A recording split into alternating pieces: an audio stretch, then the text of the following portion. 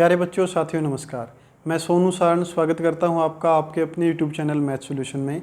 आज हम 9th class NCERT math के सेकंड चैप्टर पॉलिनोमियल का 5th लेक्चर डिस्कस करने जा रहे हैं। अब तक हमने 4th लेक्चर तक एक्सरसाइज 2.4 के 3 क्वेश्चन डिस्कस कर लिए हैं। तो आज हम 5th लेक्चर में क्वेश्चन नंबर 4th और क्वेश्चन नंबर 5th डिस्कस करेंगे। तो चलिए साथियों, क्वेश्चन नंबर 4th और 5th में हमें पॉलिनोमियल के फैक्टराइजेशन के बारे में बात करनी है। तो कैसे पॉलिनोमियल का फैक्टराइजेशन करेंगे, आइए सीखते हैं। जब सेकंड डिग्री के पॉलिनोमियल को फैक्टराइज करना सीखेंगे, किस तरह से उसको फैक्टराइज करेंगे, और फिर इसकी मदद से हम थर्ड डिग्री के पॉलिनोमियल को भी फैक्टराइज करना सीखेंगे। तो देखते हैं 4th क्वेश्चन का first part. 4th question first part क्या है? क्वेश्चन का स्टेटमेंट देखिए। पॉलिनोमियल आपके पास है सेकंड डिग्री का पॉलिनोमियल 12x² - 7x + 1। तो आप कैसे फैक्टराइज करेंगे इसको, चलो देखते हैं। यहाँ पर सबसे पहले आपको कांस्टेंट टर्म और जो x² की टर्म है, कांस्टेंट टर्म यहाँ पर 1 है और x² की जो टर्म है वो 12x² है। सेकंड डिग्री की जो टर्म है वो 12x² है। तो सेकंड डिग्री की टर्म का कोफिशिएंट ले और कांस्टेंट टर्म को लेके दोनों की मल्टीप्लिकेशन कर दीजिए, दोनों की प्रोडक्ट कर दीजिए। यहाँ पर आपके पास है 12 और यहाँ पर है आपके पास +1। ये +12 और ये +1 दोनों की प्रोडक्ट करिए। 12 × 1 रिजल्ट आपके पास क्या आया? 12 आया।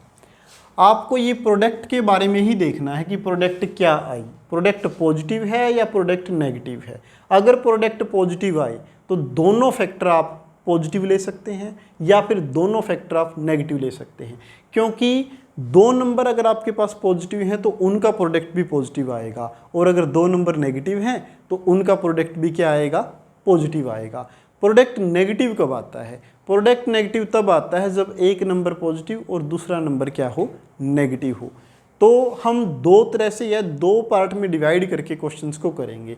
फर्स्ट पार्ट में वो क्वेश्चन लेंगे जिसमें प्रोडक्ट पॉजिटिव आए, और सेकंड पार्ट में जिसमें प्रोडक्ट नेगेटिव आए। बस बड़ा सिंपल रहेगा। तो चलिए, यहाँ पर है x² का कोफिशिएंट 12 है और कांस्टेंट टर्म क्या है? 1। दोनों की प्रोडक्ट की और प्रोडक्ट के पॉसिबल फैक्टर कर लीजिए। जैसे कि 12 के फैक्टर आएंगे 1 और 12, उसके बाद आएगा 2 और 6, उसके बाद आएगा 3 और 4। और आप इनमें से कौन से दो फैक्टर चूज करेंगे, कौन से फैक्टर लेंगे, आपको ये बताएगी फर्स्ट डिग्री की टर्म। फर्स्ट डिग्री की टर्म का कोफिशिएंट देखिए क्या है? वो है 7। आप इनमें से वो फैक्टर ले लीजिए जिनका सम क्या रहे? 7 रहे। जैसे कि 1 और 12 का सम 13 रहेगा, 2 और 6 का सम 8 रहेगा, तो ये दोनों आप नहीं लेंगे।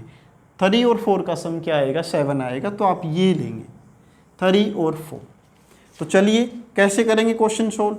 12x² आपका एज इट इज, और जो कांस्टेंट टर्म है वो भी यूं की यूं लिख दीजिए। आगे क्या है? -7x। 7 को चेंज करेंगे आप, 7 की जगह पे क्या लिखेंगे? इन्हीं दोनों फैक्टर का सम, यानी कि सम क्या आए? जो फर्स्ट डिग्री की टर्म का कोफिशिएंट है उसके इक्वल आए। आपको जो आपने सेकंड डिग्री की टर्म और सेकंड डिग्री की टर्म का कोफिशिएंट और कांस्टेंट टर्म की जो प्रोडक्ट की है उसके ऐसे फैक्टर चूज करने हैं कि सम क्या रहे? फर्स्ट डिग्री की टर्म के कोफिशिएंट के इक्वल रहे। तो आप 7 को लिख देंगे 4 + 3। थोड़ा आगे बढ़ते हैं। 12x² एज इट इज, फिर आप ब्रैकेट को ओपन करेंगे। 4 के साथ x का मल्टीप्लिकेशन 4x, नेगेटिव आगे है तो टर्म नेगेटिव हो जाएगी। 3 से x का मल्टीप्लिकेशन 3x, और ये +1 एज इट इज। फिर आप क्या करें? इनमें से कॉमन ले लें। यहाँ से आप दोनों टर्म को 4 और x से डिवाइड कर सकते हैं, तो आप 4x कॉमन लेके चलेंगे। रिजल्ट आपके पास क्या रहेगा? जब 12 को 4 से डिवाइड करेंगे 3 आएगा, x² को x से डिवाइड करेंगे तो x आएगा। यहाँ 4x को ही आप 4x से डिवाइड करेंगे तो रिजल्ट आपके पास क्या रहेगा? 1। दोनों को 1 से डिवाइड कर सकते हैं, -1 से डिवाइड कर सकते हैं, तो -1 कॉमन ले लिया। ये आपके पास 3x और -1 आया। अब अगर आप इतना काम कर लेंगे तो उसके बाद आपके पास ये ब्रैकेट दोनों में कॉमन आएगी, तो आप कॉमन निकाल लीजिए इस ब्रैकेट को। 3x -1 कॉमन लेके यहाँ पर आपका 4x और यहाँ पर आपका -1, तो ये आपके फैक्टर हुए। तो आपने सेकंड डिग्री के पॉलिनोमियल को दो लीनियर फैक्टर में कन्वर्ट कर दिया। ये था आपका फैक्टराइजेशन। अब हम प्रोडक्ट नेगेटिव आई ऐसे क्वेश्चन को सोल्व करेंगे। प्रोडक्ट पॉजिटिव है, बड़ा सिंपल है। आप क्या करें, जो एक्स स्क्वायर का कोफिशिएंट है और जो कांस्टेंट टर्म है उनकी मल्टीप्लिकेशन करने के बाद उसके वो फैक्टर चूज करें जो फर्स्ट डिग्री की टर्म का कोफिशिएंट के जो कोफिशिएंट है वो दोनों फैक्टर का सम उसके इक्वल आ जाए। और अगर प्रोडक्ट नेगेटिव आए तो कैसे क्वेश्चन सोल्व करेंगे, चलिए देखिए। अब हम फोर्थ क्वेश्चन का थर्ड पार्ट लेने जा रहे हैं। ये है 6x square plus 5x minus 6। कैसे सोल्व करेंगे इस क्वेश्चन को, तो चलिए साथियों, एक्स स्क्वायर का कोफिशिएंट क्या है आपका यहाँ पर 6 और कांस्टेंट टर्म क्या है वो है -6। तो आप इन दोनों की प्रोडक्ट करेंगे और दोनों की प्रोडक्ट क्या आएगी, एक नंबर पॉजिटिव है एक नंबर नेगेटिव है, तो दोनों की प्रोडक्ट नेगेटिव आएगी। 6 × -6, रिजल्ट आया आपके पास -36। आप एक बार माइनस सिंबल को ऐसे ही रखिए, क्यों, ये तो आपको पता ही है कि अगर प्रोडक्ट नेगेटिव है तो एक फैक्टर आप पॉजिटिव लेके चलेंगे और एक फैक्टर आप नेगेटिव लेके चलेंगे। तो इस केस में आप 36 के जो फैक्टर लेंगे, एक बार 36 के फैक्टर कीजिएगा, पॉसिबल फैक्टर 1 and 36, उसके बाद 2 and 18, उसके बाद 3 and 12, उसके बाद 4 and 9, उसके बाद 6 and 6, यही फैक्टर रहेंगे।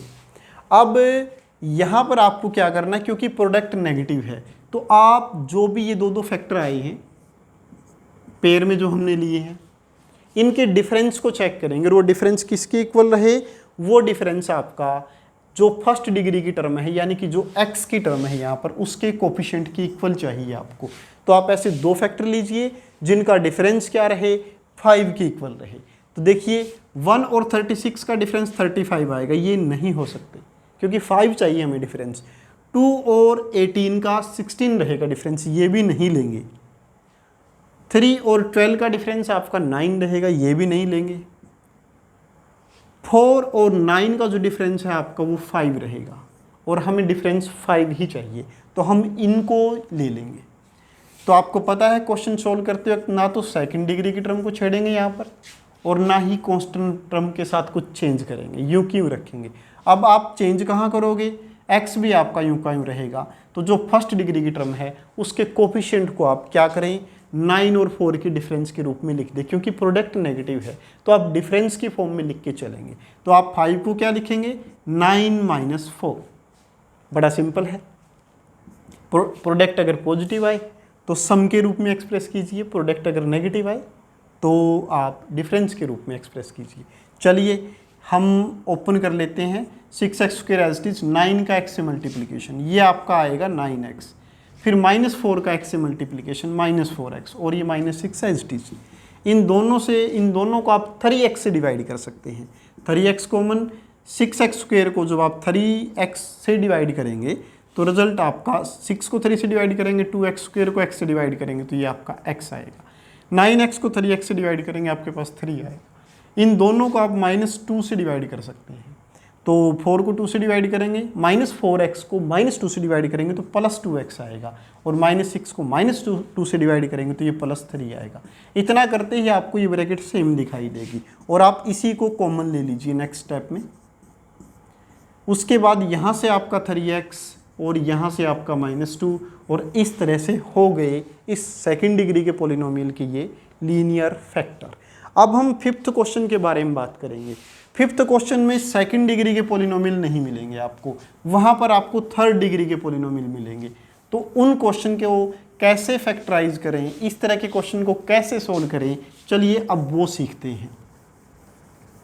तो फिफ्थ क्वेश्चन का फर्स्ट पार्ट उठा रहा हूँ।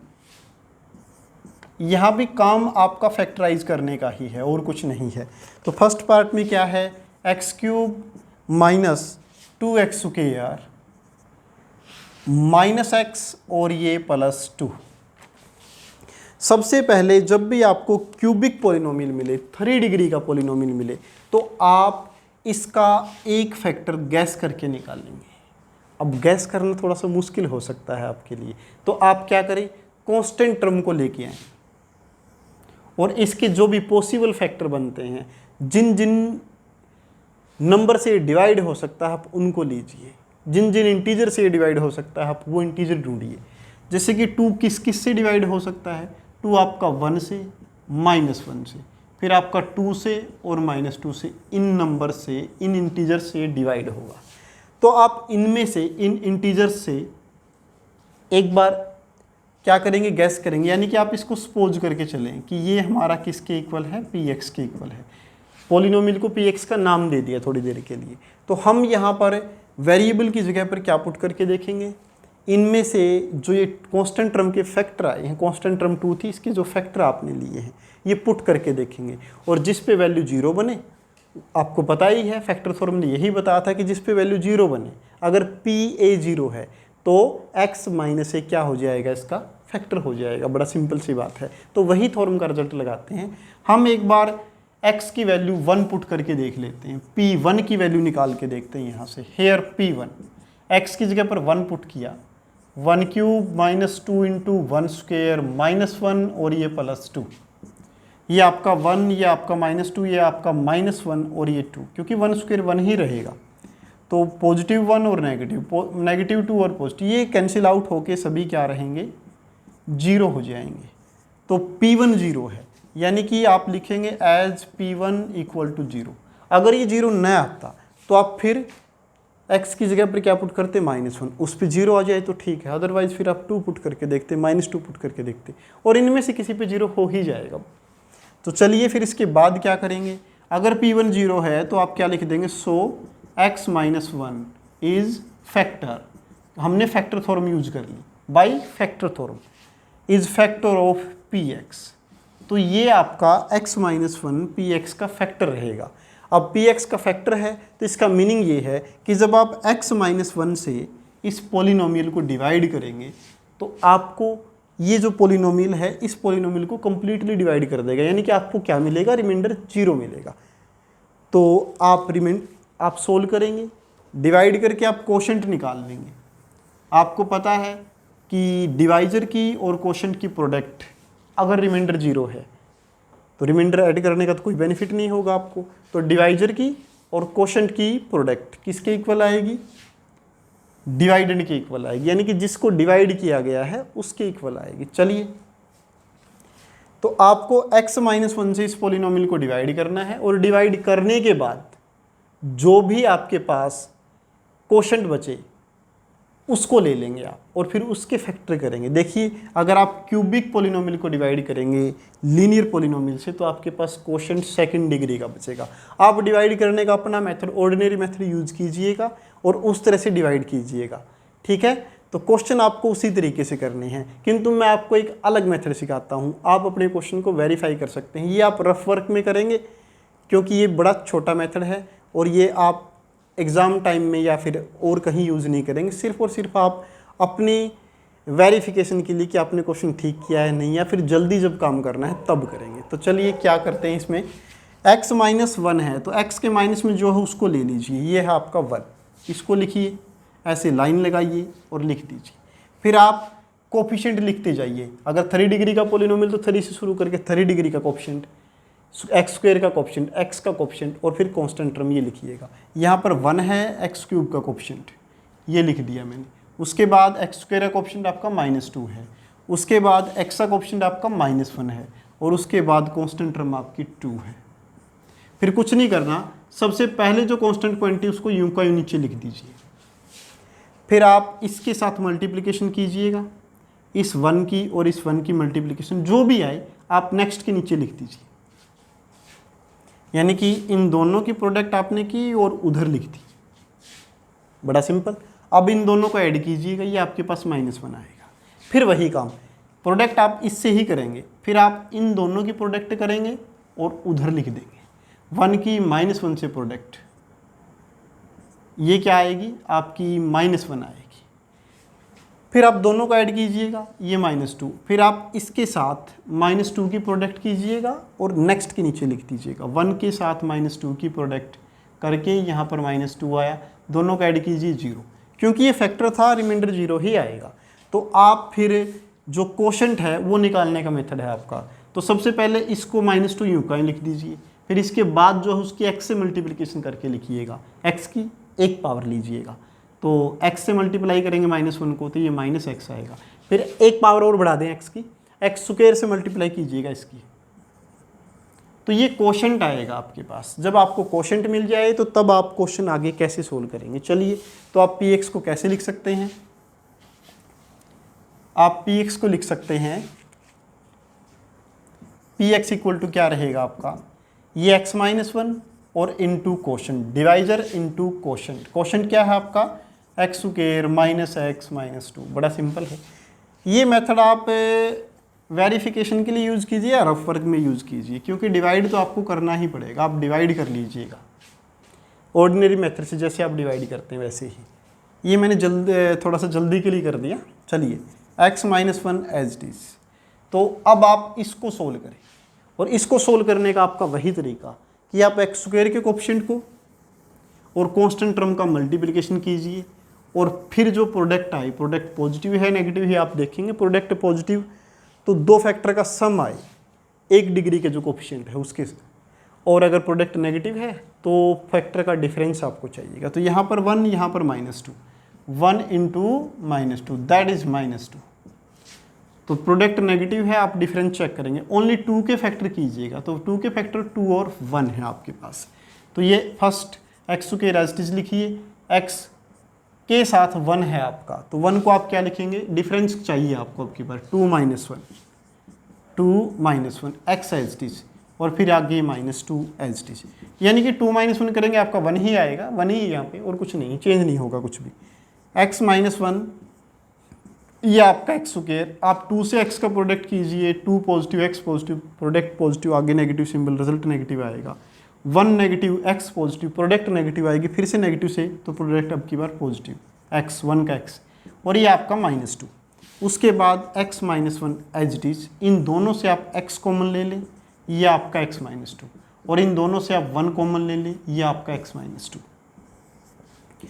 जैसे ही आप इतना काम कर लेंगे तो आपको ये 2 ब्रैकेट सेम दिखाई देंगे, और आप इसको कॉमन ले लीजिएगा। आपने x -2 कॉमन लिया, उसके बाद यहाँ से x और यहाँ से आपका +1, तो आपने क्यूबिक पॉलिनोमियल को, px स्टार्टिंग में आपका क्यूबिक पॉलिनोमियल था, उसको आपने 3 लीनियर पॉलिनोमियल में कन्वर्ट करके रख दिया। तो ये है आपके फैक्टर। चलिए, एक क्वेश्चन और ट्राई करते हैं, 5th क्वेश्चन से ही लेंगे, ताकि आपको मेथड बेटर वे में समझ में आ जाए और अच्छे समझ में आ जाए। Same step, same method. तो चलिए, हमने 5th क्वेश्चन का 3rd पार्ट सोल्व करेंगे। अब क्या है पॉलिनोमियल, आप सपोज करके चलेंगे इसको px के इक्वल। पॉलिनोमियल आपके पास है x³ + 13x² और उसके बाद है 32x + 20।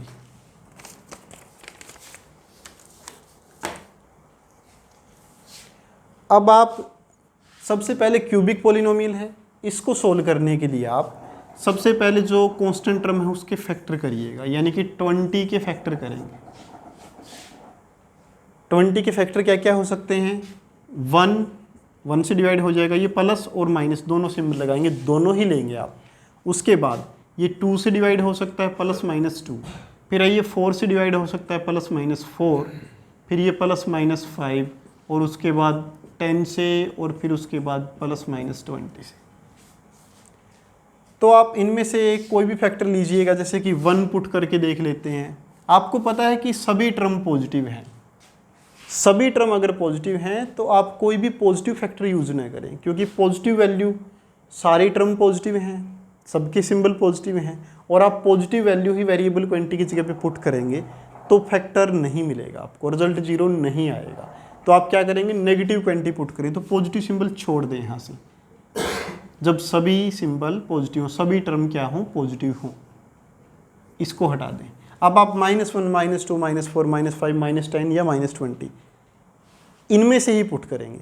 तो सबसे पहले -1 पुट करके देखते हैं। पॉलिनोमियल के अंदर वेरिएबल क्वांटिटी की जगह पे मैंने -1 पुट कर दिया।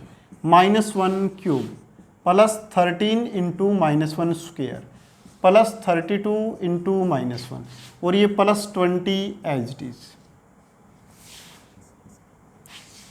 तो नेगेटिव क्वांटिटी की ऑड पावर रिजल्ट नेगेटिव आएगा। 1 को 3 टाइम मल्टीप्लिकेशन करेंगे ये -1, फिर आगे plus 13 into 1 -1 square, even power यहाँ पर रिजल्ट पॉजिटिव रहेगा।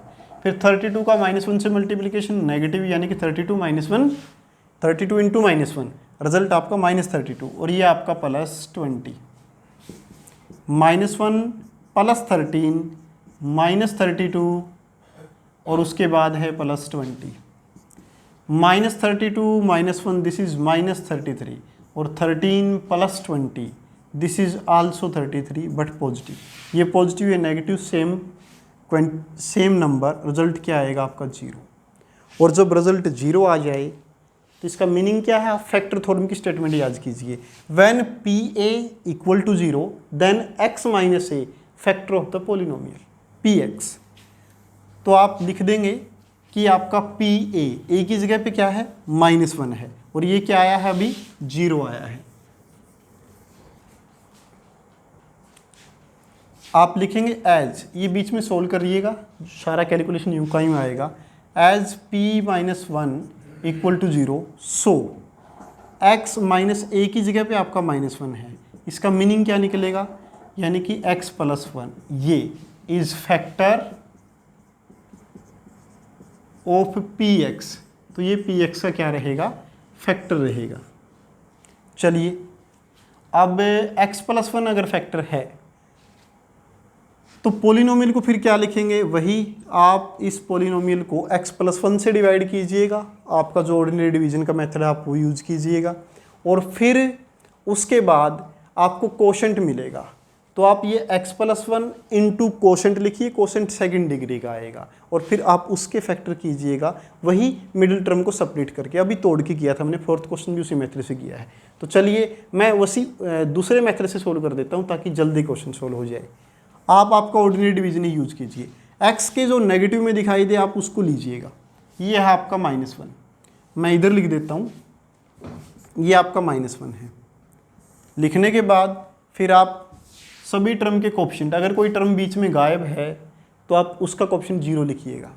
ये 1, ये 13, ये 32 और ये 20 सभी हैं। 1, 13, उसके बाद आपका 32 और उसके बाद आपका 20। पहले सबसे पहले जो आपने कोएफिशिएंट लिखा है यहाँ पे कोएफिशिएंट, इसको यूं का यूं लिख दीजिए 1, फिर इन दोनों की प्रोडक्ट कीजिएगा, ये आएगी -1 की 1 से प्रोडक्ट, ये आएगी -1 और उधर लिखिएगा, फिर इनको ऐड कीजिए, ये आपका 12 आया, फिर इन दोनों की प्रोडक्ट करके आप 32 के नीचे यानी कि नेक्स्ट कोएफिशिएंट के नीचे लिखिएगा -1 और 12 का प्रोडक्ट, दिस इज -12। अब आपके पास ये 20 रहेगा, फिर आप इन दोनों की प्रोडक्ट कीजिएगा और आगे लिखिएगा -1 इंटू 20 दिस इज -20 और यहाँ पर 0 आएगा। फिर आपको क्या करना है, 0 से पहले ये आपका 20 एज इट इज लिख दीजिए, इससे आगे जो है उसकी x से मल्टीप्लिकेशन कीजिएगा, ये आएगा आपका 12x, पॉजिटिव है ये भी, और फिर इसकी x स्क्वायर से ये आएगा आपका x स्क्वायर। तो ये जब आप x प्लस 1 से इस पॉलिनोमियल को डिवाइड करेंगे तो ये कोशेंट आएगा, रिमाइंडर तो 0 आएगा ही क्योंकि ये फैक्टर है।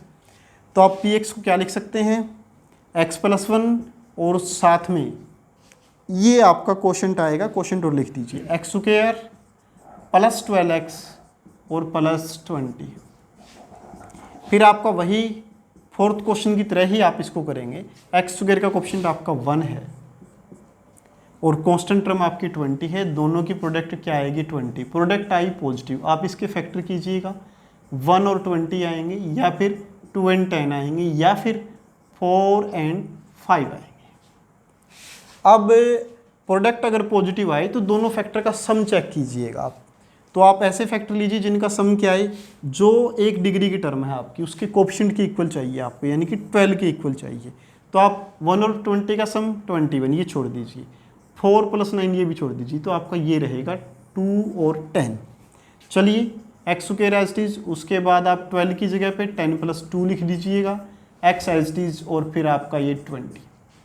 इसके बाद x प्लस 1 यूँ का यूँ एज इट इज़ लिख दें, और फिर ये x स्क्वायर, फिर 10 से x का मल्टीप्लिकेशन 10x, और फिर ये 2x, उसके बाद प्लस 20। आगे क्या कैसे सोल्व करेंगे इसको देखिए।